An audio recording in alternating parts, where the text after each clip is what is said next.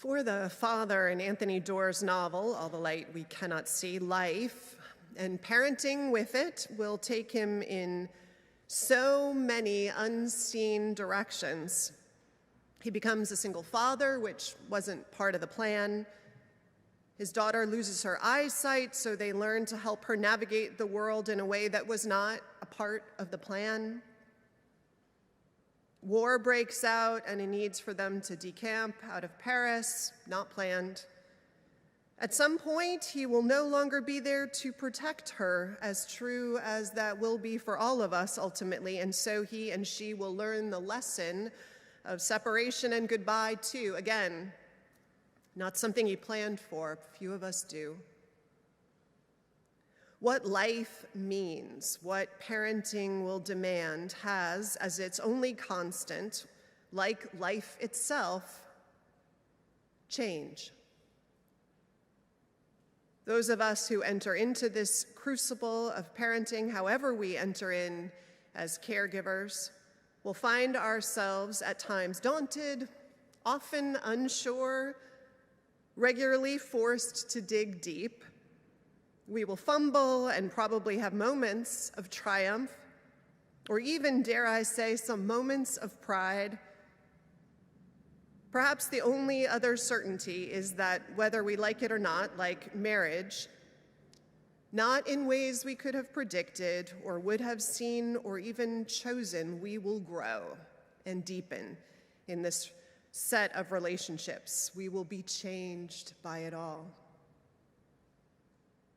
And although what is true of parenting is true of all love relationships in those ways, in my experience, parenting generally wins the contest for which love can throw in the widest array of curveballs, challenges, and surprises, at least in my experience so far. We will find our superpowers in the course of parenting, and we will likely find our kryptonite. What's yours? What's the thing you have to learn again and again, get gobsmacked by, tripped up over far too often for your own good? Mine is all the stuff about learning to let go. I'm pretty sure I'm not the only one who struggles with this piece of it. I had some early proof of that when my daughter started kindergarten in the suburb of New Jersey where we lived, the first day of school. It meant that as suburban parents who lived more than a mile from the school, we dutifully walked our child slightly up the street to the bus stop. There was this handful of kids there with us, all in their new outfits, their new backpacks, many of them, I'm sure, with laminated cards with our names and addresses and phone numbers. A new lunchbox, complete with a balanced lunch of things that met all of the school requirements, too, for not causing anaphylaxis in other children, with our children instructed sternly not to share, which seemed funny given how long we had already spent trying to drill in the commandment about needing to share, but we got it. Learn to hold things in tension and paradox. And the bus came, and we all ushered our kids up the stairs with big waves and goodbyes and selfies and hugs, and the bus pulled away, and we all cut and ran for our cars. And we got right behind the bus like a funeral procession. Lights were blinking lest we get cut off from that head car. And I suppose that we told ourselves that we were doing this so that we could photograph that first moment that our sweetie gets off the bus. But let's be clear. We were doing this so we could make sure, because it was kind of complicated. They had to get off the bus and then cross this lawn, and then there was this asphalt place where they had to find exactly where to line up with the rest of their class. And there was a lot that could go wrong in that.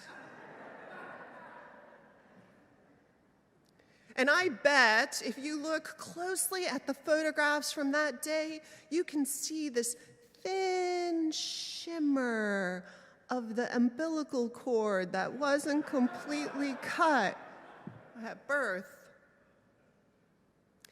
Letting go is not easy.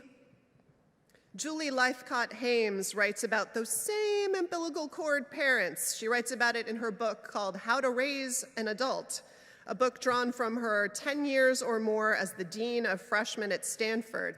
She talks about parents walking their kid to their PhD meetings or interviews, parents calling the employers of their 20-something child to, register a complaint about one other policy or work circumstance. It isn't a new thing, too, lest we think we invented it. She points out how in 1899, General Douglas MacArthur's mother apparently moved to West Point with him and lived in a suite at Craney's Hotel overlooking the academy where she could watch him by telescope to see if he was studying. And anyone who has read Augustine's Confessions, a page-turner if ever there were one, knows of his mother Monica, who seems to follow him everywhere across North Africa, showing up just in time to do things like cast away the woman he loves, keep all his vices in check, God make me chaste and continent, but not yet, he famously said, and no doubt standing outside doors when he had big interviews with the powers that be in ancient times, listening. Lythcott-Hames points out that this, quote, very involved style of parenting offers short-term gains in the form of safety, opportunities attained, and outcomes secured, but at a long-term price. And one of those prices that gets paid is in our kids' ownership and knowledge of their own competency and confidence. Things like learning how to make dinner. Sometimes, I guess, helping can be too much of a good thing. At least I keep hearing that, which I know is true in other realms, like I'm sure I've mentioned before, a study of people recovering from strokes. The circumstances most heavily correlated with slower recovery is an overly helpful spouse. Competency and confidence. It seems to come around better with less help. And I know that intellectually. I've read it a lot of different places, but I find it hard to completely own, especially in my own parenting. It seems so unloving to me to let those that you love struggle and suffer. I mean, if you can throw a protective arm in front of a kid you love, why wouldn't you? Even your own body. So much easier to take the awkwardness or the hardship on yourself than to watch them straining against and under it, right? Not entirely, they tell me. In our religious tradition, we believe that the lives of others are sacred texts from which we too can draw wisdom and learn. It's why we don't treat our memorial services like generic moments of witness, but tell as much as we can the story of a life so we can learn from it like a sacred text. And not very long ago, we did a memorial service for Ardith Fortier. Ardith was a mother of 6 children and an honorary mother to others who she gathered up along the way. Among her kids is Carrie Steer Salazar, who many of you know, and who in fact came to this church in order to get to spend more time with her mother. Doesn't that warm every mother's heart? Where are you, Lila? Just kidding.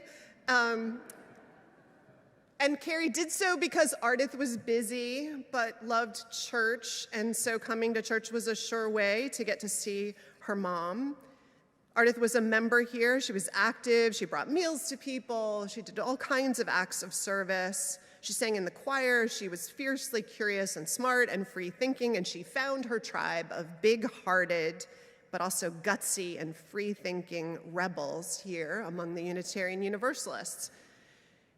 And talking to her kids, all I could just feel constantly was the incredible level of adoration and just how wonderful and highly functional her kids are. And I'm telling you that they're wonderful and they adored her and they're highly functional because also what came through and listening to the stories, and I felt they were told just for me, was that Ardith parented in a way that you might call now free-range parenting. Is that right? Carrie, I think one of your siblings even named it that, laughing. Those of you who came to the service know she loved to let her kids roam in the natural places where they often had their homes. She loved it because she had loved it as a kid. Her rules were you had to wear shoes when you were riding a bicycle or a horse, and if you went in the wild, in the wilderness for a hike, you had to take a handkerchief and a knife in case you got a snake bite. Because, you know, you'd tourniquet it off and then cut, suck out the venom. As a child, Ardith had learned to trust her ability to deal with circumstances, and she loved roaming in the world to meet what it had to offer her, and so she allowed her kids to learn and to love all that too. And I know it isn't a completely lost art, this approach to parenting, because I'm told every year about the Japanese children who are sent on their first day of school. Do you know those stories? And they're sent out in this rite of passage that's considered important, to walk to school alone. But of course, there are all these adults lining the street to watch out for them. Ugh. But this sending of our children out into the world, it can be so hard for me. I want to throw a bubble around my child and the kids that I love, this force field. I want to vaccinate them against meanness and violence and even pain, and I would spend my whole life doing it, I fear, or be tempted if I could.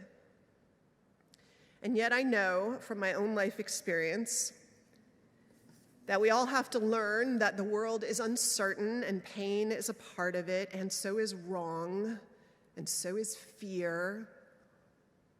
And I know my kid already knows this, and that your kids and grandkids do too, and the kids you love.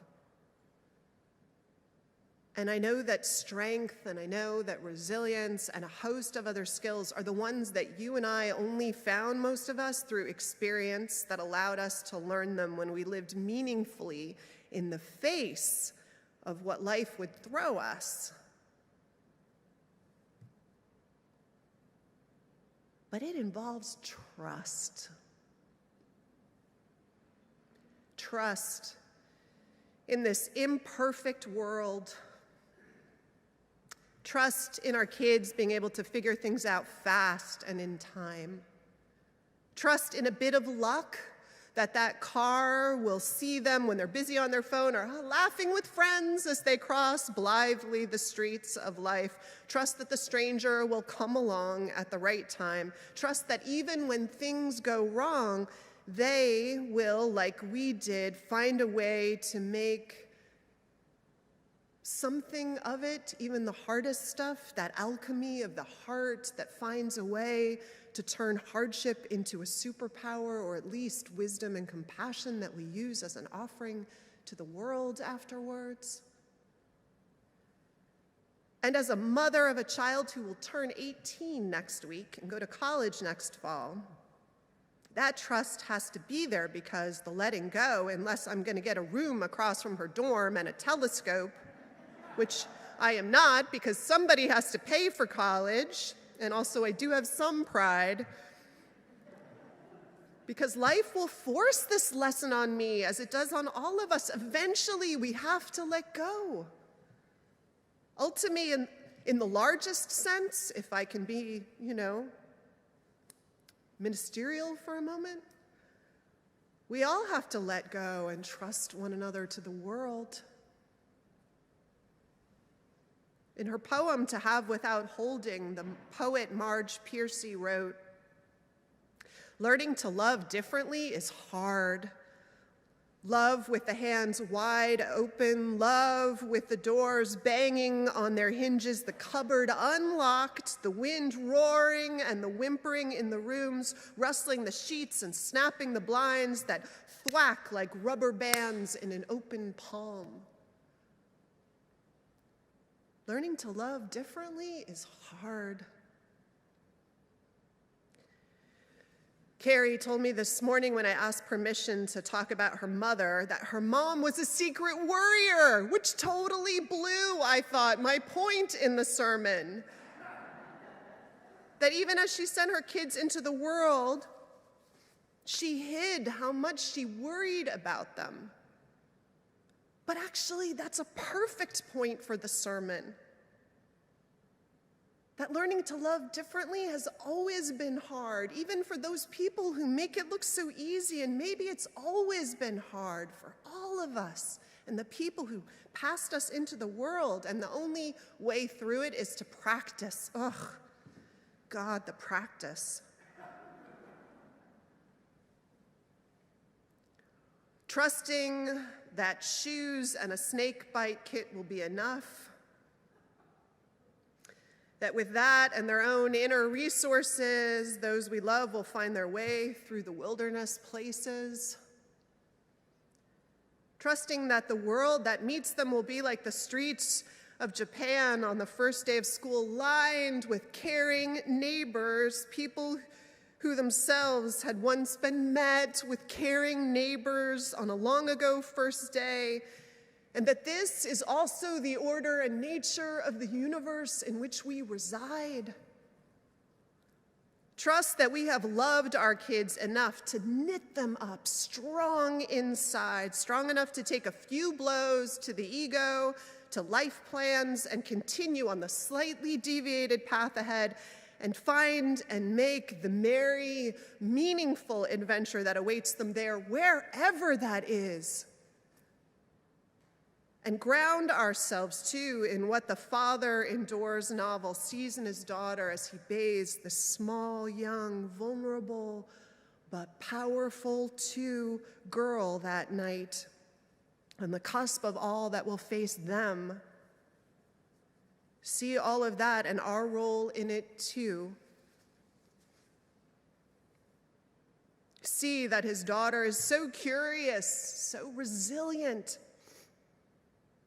that there is this humility of being a parent to someone so powerful, as if he were the only narrow conduit for another, greater thing. That's how it feels right now, he thinks, kneeling beside her, rinsing her hair, as though his love for his daughter will outstrip the limits of his body. The walls could fall away, even the whole city, and the brightness of this feeling would not wane.